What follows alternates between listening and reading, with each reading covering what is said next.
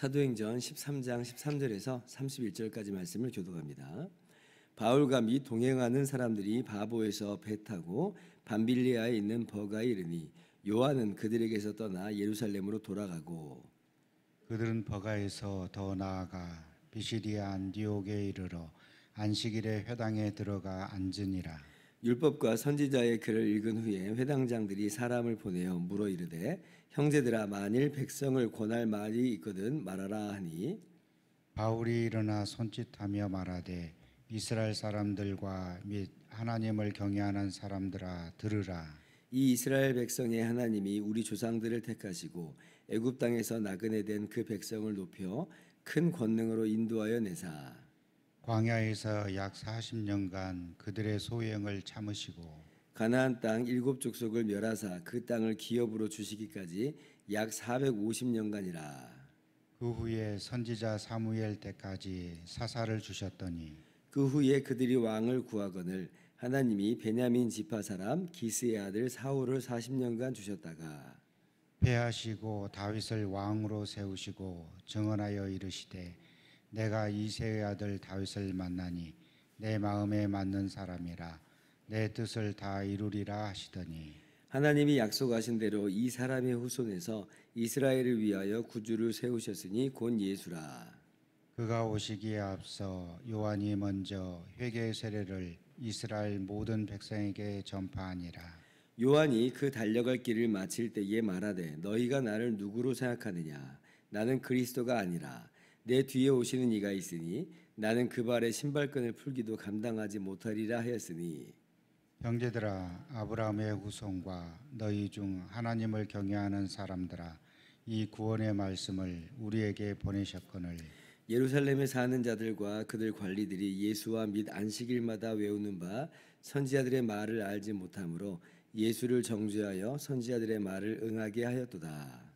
죽일 죄를 하나도 찾지 못하였으나 빌라도에게 죽여달라 하였으니 성경의 글을 가리켜 기록한 말씀을 다 응하게 한 것이라. 후에 나무에서 내려다가 무덤에 두었으나 하나님이 죽은 자 가운데서 그를 살리신지라. 같이요.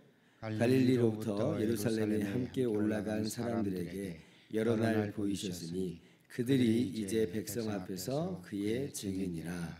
아멘. 할렐루야. 하나님의 크신 은혜와 평강이 오늘도 변함없이 여러분 가운데 가득 넘치기를 주님의 이름으로 축원합니다. 바울과 바나바는 이제 구브로 전도를 마치고 배를 타고 이제 소아시아 남부로 상륙을 합니다. 오늘날 튀르키예 남부예요. 그런데 이제 여기에서 마가라고 하는 이 요한이 예루살렘으로 돌아가 버립니다. 원래 이제 마가는 예루살렘 출신이에요. 예루살렘에서 이제 바나바와 바울을 따라서 안디옥으로 왔다가 그리고 이제 1차 전도 여행까지 함께 따라 나선 건데 아마도 뭐 집 떠나온 지 오래돼 가지고 좀 지쳐서 그런 건가 아니면 뭐 전도 여행이 너무 고단해서 그런 건가 뭐 또 다른 이유가 있는 건지 아무튼 모르겠지만 도중에 돌아가 버립니다. 이 사건이 이 바울과 바나바에게 약간의 좀 심적인 타격을 준 것으로 보입니다.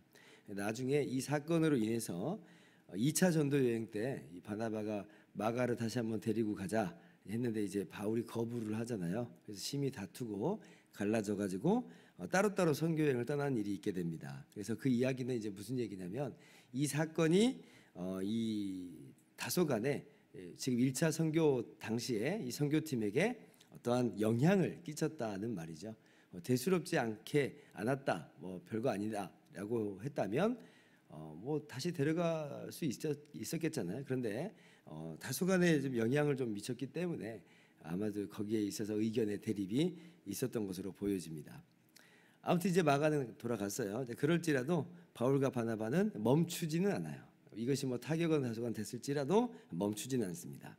물론 버가에서는 뭐 복음을 전하지는 않아요. 뭐 큰 도시이긴 한데요. 그런데 이제 여기서는 그냥 숨고르기 하는 정도로 마가가 돌아가고 뭐 숨고르기 하는 정도로 있었던 것 같고 조금 더 북동쪽으로 한 160km 정도 더 올라갑니다. 이제 그러면 비시디아 안디옥이라고 하는 도시가 나오는데 그 비시디아 안디옥에 도착해서 이제부터 이제 본격적으로 소아시아 남부 지역에 이 선교 활동을 펼쳐 나가는 것이에요. 그래서 먼저 어디부터 이제 찾아가냐면 비시디아 안디옥에서 회당부터 찾습니다. 유대인의 회당을 찾는 거예요. 이거는 뭐 이제 바울과 바나바의 전형적인 전도 패턴입니다. 그러니까 항상 유대인의 회당부터 찾아가요. 구브로 섬에서도 마찬가지였고 앞으로 다른 지역에 갈 때도 항상 이제 유대인의 회당부터 찾아갑니다. 뭐 아마 이제 그 이유를 우리가 생각을 해볼 텐데 이 바울이 이제 아무래도 동족에 대한 같은 민족에 대한 애틋한 마음, 물론 하나님께서 나를 이방인의 사도로 세우시고 이방인에게 보낸 걸 알고 있고 이방인 전도를 열심히 하겠지만 그러나 정말 내 민족이 예수님 믿었으면 좋겠다라고 하는 그 마음 속에서 먼저 유대인에게 복음을 전하기로 하는 겁니다. 그리고 또 한 가지 이유는 또 유대인에게는 이미 율법과 그리고 메시아에 대한 약속, 이 대망하는 마음이 있었기 때문에 접촉점들이 넓잖아요. 접촉점들이 형성되어 있기 때문에 또 전략적으로 그렇게 유대인의 회당부터 먼저 들어간 것으로 볼 수가 있습니다. 그래서 이제 비시디아 안디옥의 회당에 들어가서 말씀을 전하는 거예요. 당시 유대인의 회당에서의 예배는 이제 항상 모세오경에서 하나 그리고 선지서에서 하나 이렇게 말씀을 읽고 나서 그리고 이제 설교를 했다고 합니다. 15절 보니까 오늘도 마찬가지로 그렇게 이제 구약 성경 본문을 읽은 것이죠. 그런데 이제 어떻게 해서 바울이 그 회당에서 말할 수 있는 기회를 얻었는지 그건 잘 모르겠어요. 아마 바울이 뭐 가말리엘 사나에서 배웠던 랍비 출신이라고 하는 것이 알려졌던 것인지 아니면 뭐 새로운 유대인이 방문하면 항상 이렇게 말할 수 있는 기회를 준 것인지는 모르겠습니다만은 아무튼 바울이 말할 수 있는 기회를 얻었어요. 그리고 그렇게 기회를 얻었을 때에 그 읽은 말씀과 아마도 그 읽은 말씀하고 연결시켜서 이렇게 복음을 전합니다. 그래서 우리가 오늘 13장 말씀을 쭉 읽었는데 우리가 오늘 말씀 딱 읽어보니까 어때요? 구약 역사를 그냥 쫙 개관을 하죠. 예전에 스데반 집사가 이 산헤드린 공회 앞에서 변명할 때도 이렇게 구약 역사를 한번 쫙 개관한 적이 있었어요. 그래서 그것만 봐도 우리가 구약을 한번 다 요약해서 읽은 것처럼 느껴졌는데 오늘 마찬가지로 13장 보니까 한눈에 구약 역사를 쭉 들여다본 것처럼 여겨질 정도입니다. 자, 그런데 흥미롭게도 바울은 이 구약 역사를 하나님께서 하신 일, 하나님 중심으로 기술을 합니다. 전부 다 하나님이 주어예요. 하나님이 주어로 해가지고 이스라엘 역사를 끌고 나가시는 거죠. 그리고 하나님께서 22절에 다윗의 후손에서 이제 이스라엘의 마지막 역사가 왕정이잖아요. 왕정 다음에 멸망하니까 이 다윗의 후손에서 메시아를 보내시겠다 약속을 하셨다. 그리고 23절 같이 읽습니다. 시작. 하나님이 약속하신 대로 이 사람의 후손에서 이스라엘을 위하여 구주를 세우셨으니 곧 예수라. 자, 하나님께서 약속하여 보내신 그분이 누구냐? 바울이 뭐라고 말하고 있는 거예요? 그분이 바로 예수님이다. 그러니까 예수님 믿으라고 하는 거예요. 그리고 이제 계속해서 바울이 또 그 증거를 보강합니다.